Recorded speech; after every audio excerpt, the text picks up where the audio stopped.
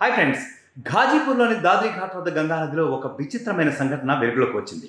ఇక్కడి నీటిలో 2.5 కిలోల నుంచి 3 క్వింటాళ్ల బరువున్న ఒక పెద్ద రాయి తేలుతూ కనిపించింది. కొంతమంది భక్తులు ఈ సంఘటన గురించి స్థానిక ఆలయ పూజారికి సమాచారం అందించారు. గంగా నదిలో ఒక పెద్ద రాయి తేలుతున్నట్లుగా కనిపించిందని ఆయన చెప్పారు. స్థానిక ఆలయానికి చెందిన వ్యక్తులు ఈ రాయి త్రేతాయుగానికి చెందినది అని చెప్పారు. వారు దానిని రామాయణ కాలానికి అనుసంధానించారు. రామాయణం ప్రకారం శ్రీరాముడు లంకకు వెళ్ళటానికి సరిగ్గా అలాంటి తేలియాడే రాళ్లతోనే రామసేతు బ్రిడ్జ్, ఈ మధ్య వివాదాస్పదం కూడా అయింది కదా, ఆ రామసేతు బ్రిడ్జిని కూడా నిర్మించాడని చెప్తున్నారు. రాముడి సేవలో నిమగ్నమైన ప్రజలు ప్రతి రాయిపై కూడా అప్పటి కాలంలో తన పేరును రాసేవారని, ఇంకా నలా నీళ్లకు ఇచ్చిన ఆశీర్వాదాల కారణంగా వారు తాకిన ఏ రాయి కూడా నీటిలో మునిగిపోలేదని కూడా ఇప్పటికీ నమ్ముతున్నారు ప్రజలు.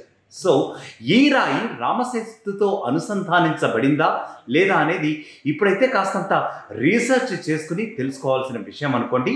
ఇదే విషయాన్ని ఆయన కూడా అన్నారు. అయినప్పటికీ కూడా ప్రజలు ఇప్పటికే భక్తితో ఎన్నో పూజలు చేయడం మొదలుపెట్టేశారు ఆ పెద్ద రాయికి. ఇలాంటి అద్భుతాలు మనల్ని దేవుని శక్తితో అనుసంధానిస్తాయని అక్కడి ప్రజలు ప్రగాఢంగా విశ్వసిస్తున్నారు. ప్రస్తుతం స్థానిక ప్రజలు ఈ రాయిని పూజించడం ప్రారంభించారు. వారు దాన్ని రామేశ్వరంలోని ఆ రాళ్లతో, అంటే ఆ రామసేతు రాళ్లతో కూడా కలుపుతున్నారు. త్రేతాయుగంలో శ్రీరాముడు ఈ రాళ్లను ఉపయోగించి వంతెనగా నిర్మించాడని కూడా నమ్ముతున్నారు. ఈ సంఘటన ఇప్పుడు మాత్రం సోషల్ మీడియాలో చాలా వైరల్గా మారుతుంది.